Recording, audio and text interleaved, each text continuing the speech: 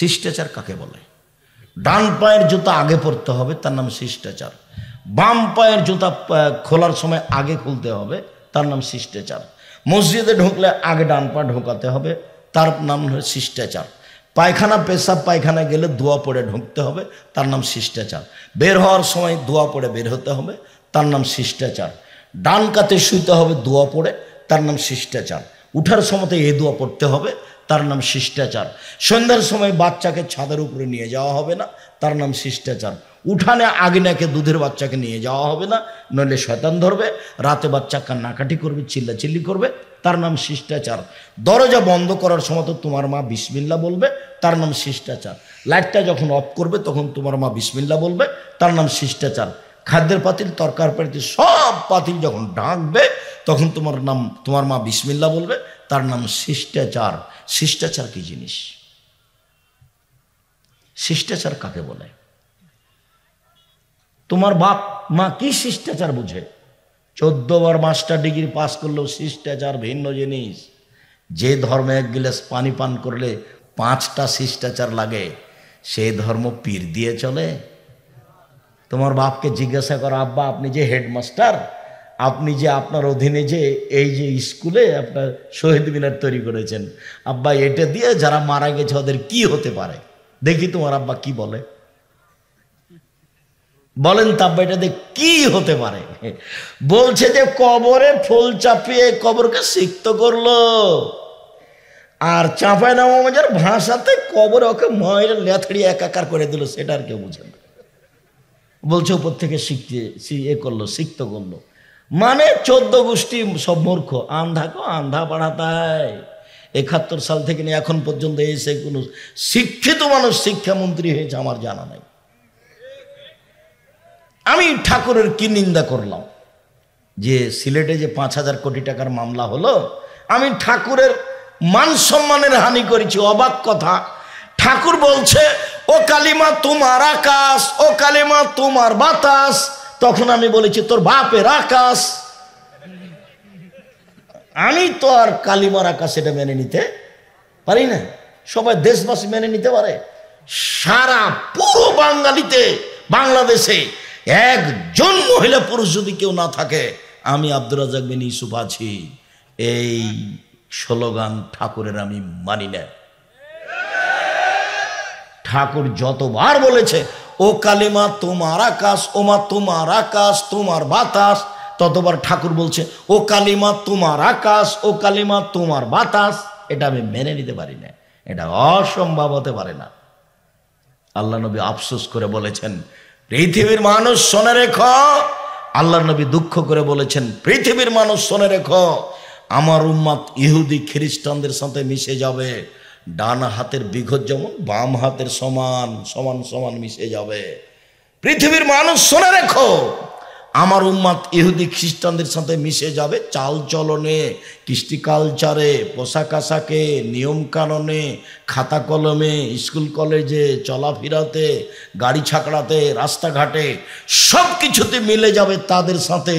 ডান পায়ের জুতা যেমন বাম পায়ের সমান সমান সমান মিলে যাবে।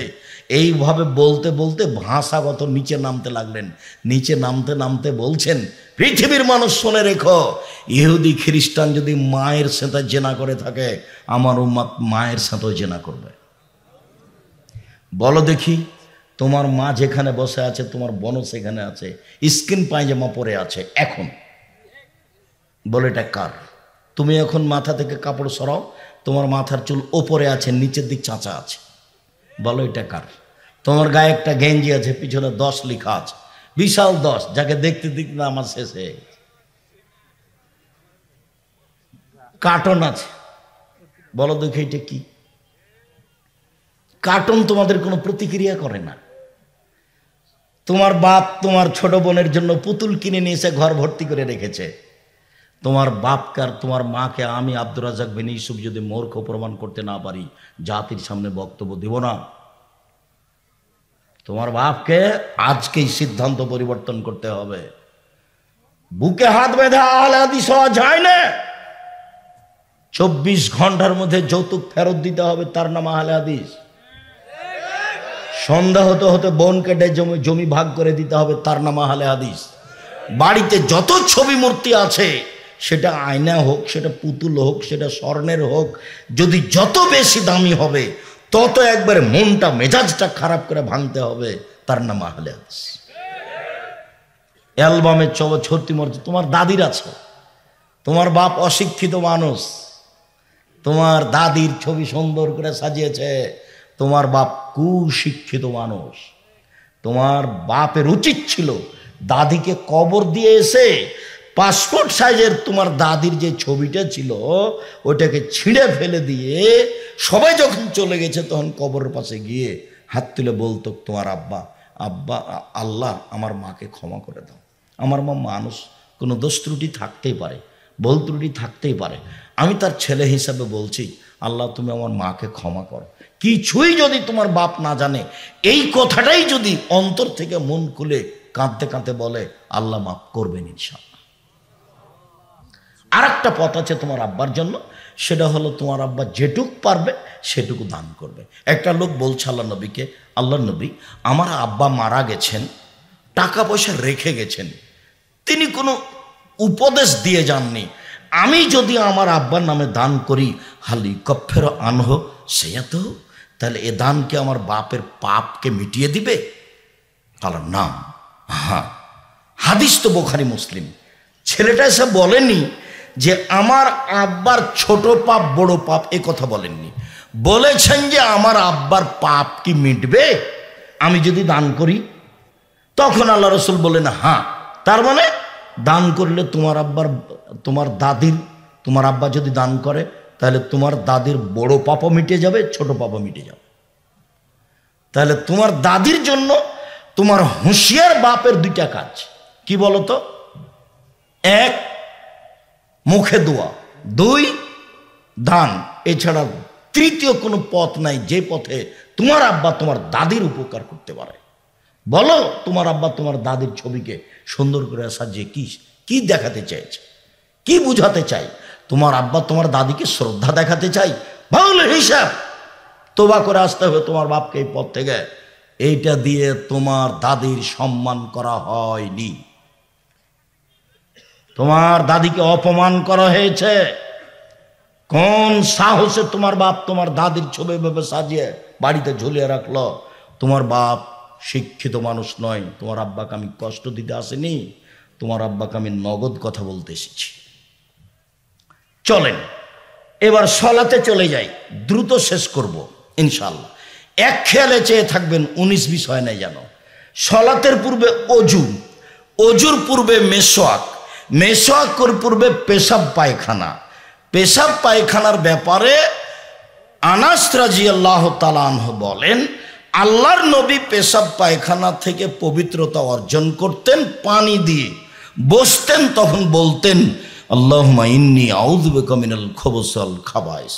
অন্য হাদিসে এসেছে হাজিহি মুহজারাতুন লিশ-শায়তান, টয়লেট হলো শয়তান থাকার জায়গা।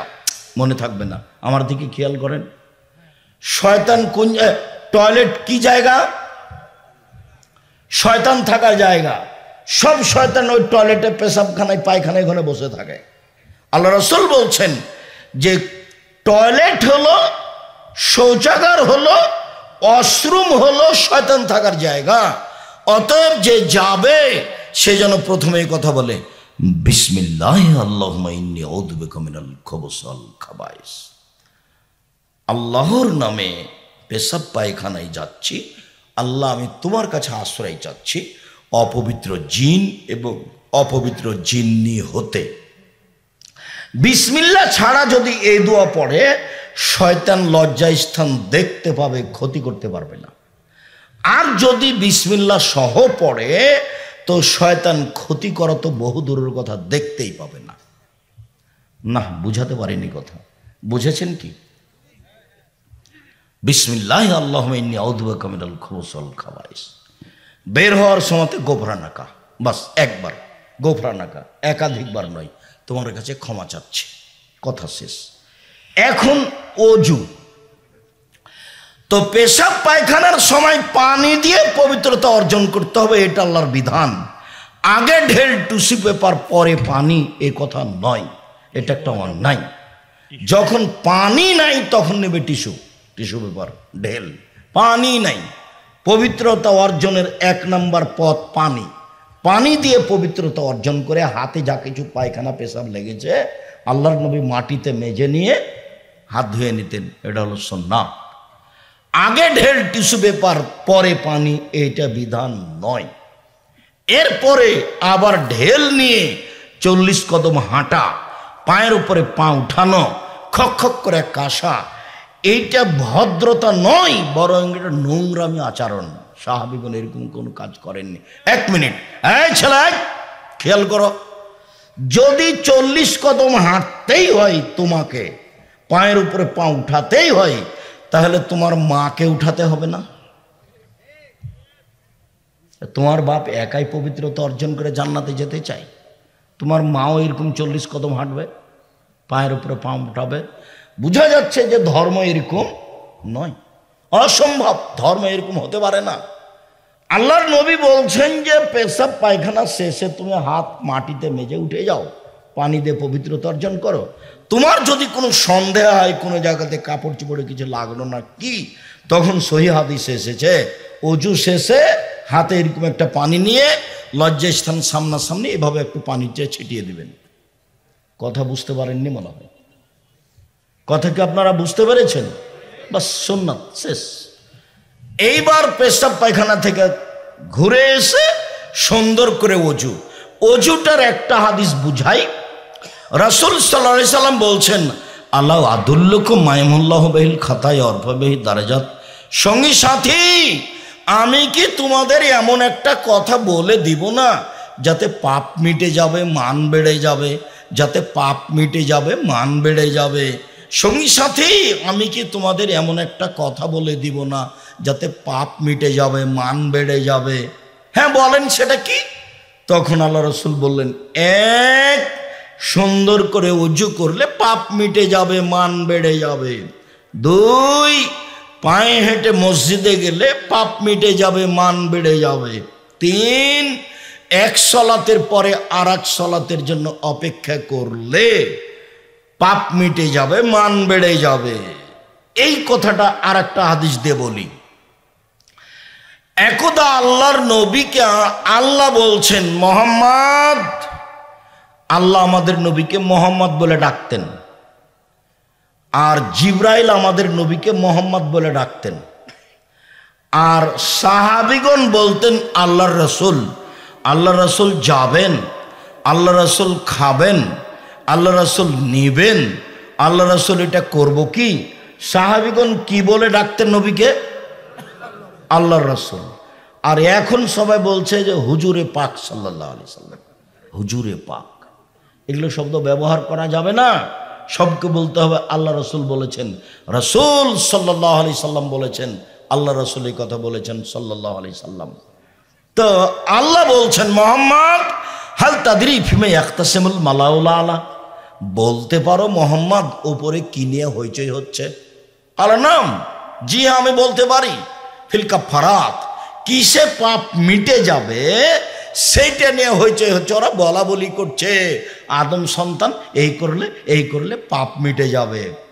1 ইসবাগুল ওযু, ওরা বলা বলি করছে আদমের ছেলে মেয়ে যদি সুন্দর করে ওযু করে পাপ মিটে যাবে, মান বেড়ে যাবে। 2 পায়ে হেঁটে যদি মসজিদে যায়, আল মাসি আলাল আকদাম, পায়ে হেঁটে মসজিদে গেলে পাপ মিটে যাবে, মান বেড়ে যাবে। 3 ইন্তেজারুস সালাত বাদাস সালাওয়াত ফিল মাসাজিদ, সালাতের পরে মসজিদে বসে বসে তাসবিহ তাহলিল জিকির আজকার করলে পাপ মিটে যাবে, মান বেড়ে যাবে। এই কথা বলার পরে আল্লাহ রাসূল বলছেন মান ফালা হাদা আশাবে খাইরিন মাতা বে খাইরিন, যে এমনটা করলো, সুন্দর করে ওযু করলো, পায়ে হেঁটে মসজিদে গেল, সালাতের পরে বসে বসে তাসবিহ তাহলিল পড়লো, আয়াতুল কুরসি পড়লো, ইখলাস ফালাক নাস পড়লো, তাহলে তার মরে যাওয়া ভালো, তার বেঁচে থাকা ভালো, তার মরে যাওয়া ভালো, তার বেঁচে থাকা ভালো, মরলেও ভালো, বাঁচলেও ভালো। এইটুকু বলার পরে আল্লাহ নবী আরো বলছেন, আল্লাহ তাআলা বললেন, শোনো, ওয়াকানা মিন খাতিতিহি কা রাজুলিন ওয়ালাদাতহু কা রাজুলি ইয়াউমিন ওয়ালাদাতহু উম্মুহু। পাপ থেকে হয়ে গেল লোকটা সেই দিনের মতো যেদিন তার মা তাকে জন্ম দিয়েছে। পাপ থেকে হয়ে গেল লোকটা সেই দিনের মতো যেদিন তার মা তাকে জন্ম দিয়েছে। নিষ্পাপ হয়ে গেল। বেঁচে থাকা ভালো, মরে যাওয়া ভালো। নিষ্পাপ হয়েছে, বেঁচে থাকা ভালো, মরে যাওয়া ভালো। এক, সুন্দর করে ওযু, মানে একটা অঙ্গ 5-7 বার যদি পানি লাগে সম্পূর্ণ ধুইতে, একবার ধোয়ার পরে আবার পানি দিয়ে যখন ধুইবেন তখন হলো দ্বিতীয়বার ধোয়া। আবার পানি দিয়ে যখন ধুইবেন তখন হলো তৃতীয়বার ধোয়া। এর নাম ইসবাগুল ওযু, সুন্দর ওযু। সুন্দর করে ওযু করলো, পায়ে হেঁটে মসজিদে গেল, আর সলাতের পরে জিকির আজকার করলো, তাহলে তার সব পাপ মিটে গেল। তার মরে যাওয়া ভালো, তার বেঁচে থাকা ভালো। হয়ে গেল সেই দিনের মতো যেদিন তার মা তাকে জন্ম দিয়েছে। নিষ্পাপ হয়ে গেল। অন্য হাদিসে বলেছেন আল্লাহর নবী, আল ওযু ইউকাফিরু মা কানা কাবলাহু ওয়া সালাতু নাফিলা। ওযু তার অতীতের সব পাপকে মিটিয়ে দিয়েছে। তো এখন যে জোহরের জন্য ওযু করেছে, তো ওই সালাতটা কি হবে? এই সালাতটা এখন তার মান বেড়ে যাবে। এই সালাত দিয়ে তার মান বেড়ে যাবে। ওযুতেই যে তার পাপ মিটে গেছে, তো এখন যে সালাত আদায় করবে, তো এটা দিয়ে কি হবে? এটা দিয়ে তার কি হবে? মান বেড়ে যাবে।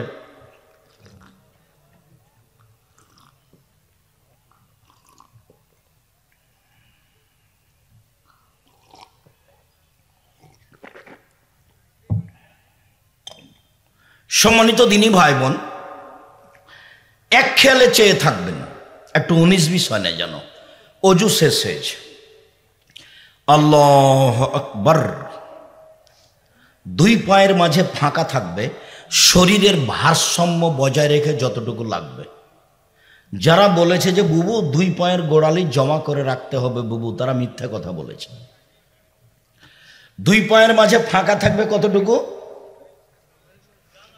শরীরের ভারসাম্য বজায় রাখতে যা লাগে সেটুকু ফাঁকা থাকবে।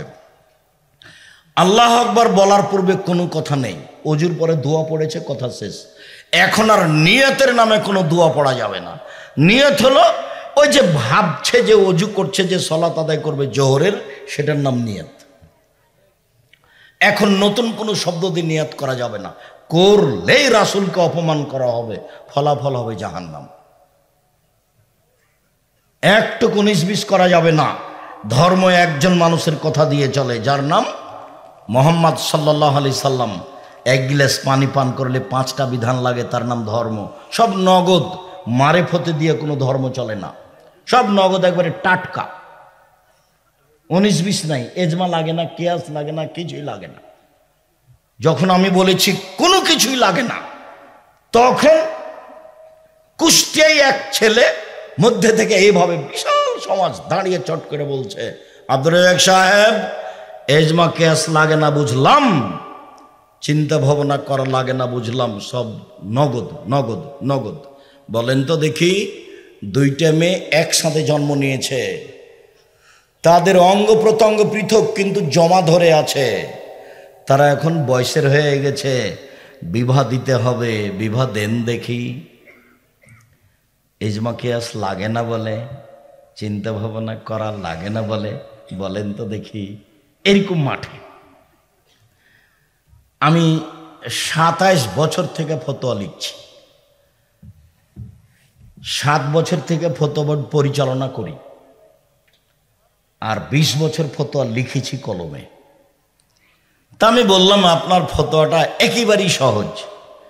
তো সহজ কথাটা বুঝাতে গিয়ে আমরা যখন স্কুলে 2-1 দিন গেছিলাম, পড়েছিলাম কি মাদ্রাসার বইয়ে পড়েছিলাম, একটা বই, একটা গল্প পড়েছিলাম, মোল্লা দোপেঁজি। মোল্লা দোপেঁজি জি জাহাপনা, আকাশের দিকে দেখো তো। দেখলাম জাহাপনা, কিছু দেখলে না? হ্যাঁ, 2টা কাক উড়ে গেল দেখলাম। তো বলো তো দেখি এদেশে কতটি কাক আছে? 9999টি।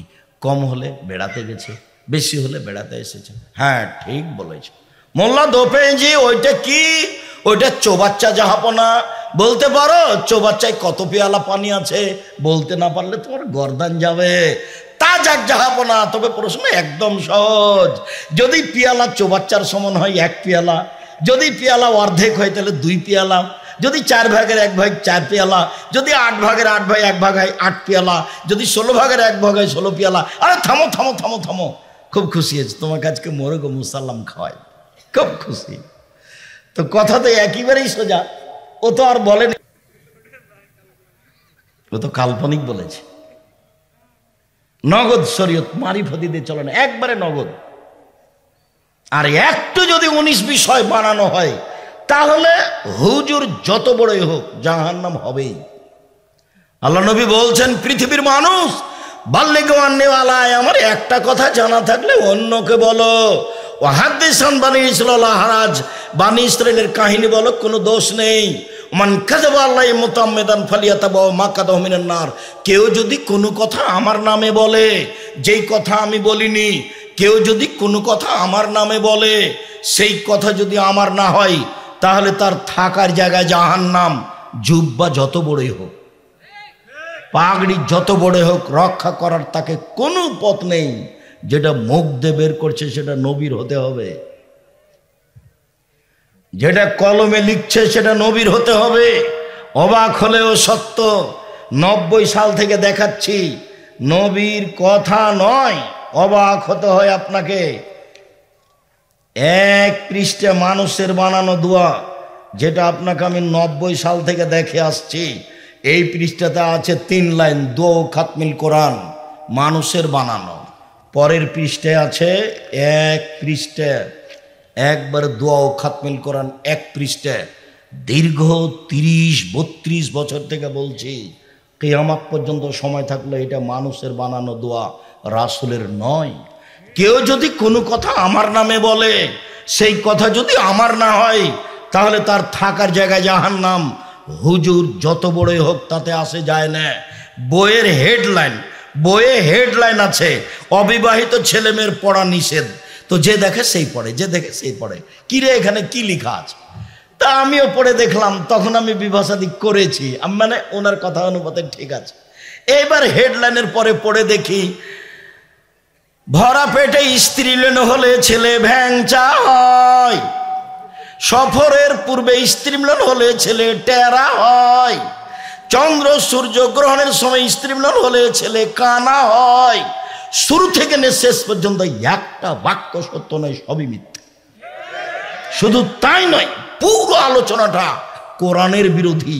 কোরআন মাজিদে আল্লাহ বলছেন, নিসাউকুম হারসুল লাকুম ফাতু হারসাকুম আন্না শি'তুম। তোমাদের স্ত্রী তোমাদের ক্ষেত, তোমাদের জমি, তোমরা তোমাদের স্ত্রীদের নিকটে আসো তোমাদের ইচ্ছা মতো। ভরা পেটেই কি, আর সফরের পূর্বেই কি, আর চন্দ্র সূর্য গ্রহণ লাগলেই কি আর না লাগলেই কি। এসব বইয়ের যখন লেখা দেখি তখন আমার পুঁথির গান বলে মনে হয়। আমরা পল্লী অঞ্চলের মানুষ, আমাদের গ্রামে যারা বাংলা পড়তো তখন ওই খুলিতে গরমের দিনে বাড়ির সামনে, বাড়ির চত্বরে ওই জোর করে চিৎকার করে পুঁথির গান পড়তো, পুঁথির বই পড়তো। তাতে লেখা থাকতো মাঝে মধ্যে, 6 মাসের রাস্তা মর্দ 6 দিনে গেল, ঘোড়ায় চড়িয়া মর্দ হাঁটিয়া চলিল। এটা হলো পুঁথির গানের কথা, পুঁথির বইয়ের কথা। বক্তার বক্তৃতা এরকমই। ফাতেমা কান্দিয়া কয়, আজ বুঝি হুসাইন কারবালাতে শহীদ হয়। ফাতেমা কান্দিয়া কয়, আজ বুঝি হুসাইন কারবালাতে শহীদ হয়। ফাতেমা কান্দিয়া কয়, আজ বুঝি হুসাইন কারবালাতে শহীদ হয়। যেদিন হুসাইন ইরাকের মাটিতে কারবালার মাঠে শহীদ হন, তার 49 বছর আগে ফাতেমা রাদিয়াল্লাহু তাআলা মারা গেছেন। তিনি কি করে কাঁদবেন? এটা হয় কি করে? ওইটা যেমন এই হুজুরের বক্তব্য, তেমন কোরআন মাজিদের গায়ে মিথ্যা কথা লিখে দেওয়া আছে দোয়াতে। কত সাহস! কোরআন মাজিদের গায়ে লিখে দেওয়া আছে, আল্লাহু আকবার বলার পূর্বে কোনো কথা চলবে না, বিসমিল্লাহ নেই এখানে, আল্লাহু আকবার। আব্দুর রহিম যখন বক্তব্য দিচ্ছিল আমি অবাক হয়ে শুনছিলাম, ব্যতিক্রম আলোচনা। তখন কি আপনি একটা কথা বুঝতে পেরেছিলেন যে কোরআন মাজিদে যে বিসমিল্লাহ লেখা আছে এটা কোরআন মাজিদ পড়ার জন্য নয়। বিসমিল্লাহটা হচ্ছে এক সূরা থেকে আর এক সূরাকে পৃথক করার জন্য। এক সূরা থেকে আর এক সূরাকে পৃথক করার জন্য কি দিয়ে পৃথক করা হয়েছে? বিসমিল্লাহ দিয়ে। মনে থাকবে না মনে হয়? কোরআন মাজিদ পড়ার জন্য বিসমিল্লাহ নয়, এই জন্য সূরার প্রথমে পড়লে আগে আউযুবিল্লাহ তারপরে বিসমিল্লাহ। কেন? আপনি সূরার প্রথমে আছেন, আর যদি মধ্যে পড়েন তাহলে আর বিসমিল্লাহ পড়তে হবে না। কি দিয়ে শুরু করবেন? আউযুবিল্লাহি মিনাশ শাইতানির রাজিম। তার মানে কোরআন মাজিদ হচ্ছে শয়তানের সবচেয়ে বড় শত্রু। তাই সব জায়গাতে বিসমিল্লাহ। আর যখন কোরআন মাজিদ পড়তে আসবেন তখন আগে শয়তান থেকে আশ্রয় নেন আল্লাহর কাছে। আউযু বিল্লাহি মিনাশ শাইতানির রাজিম, বিতাড়িত শয়তান থেকে আল্লাহর কাছে আশ্রয় চাচ্ছি। বিসমিল্লাহির রহমানির রহিম যদি সূরার প্রথমে হয়, অন্যথায় পড়া শুরু করে দেবেন। এখানে আউযু বিল্লাহ আর সূরার প্রথম হলে আউযু বিল্লাহর পরে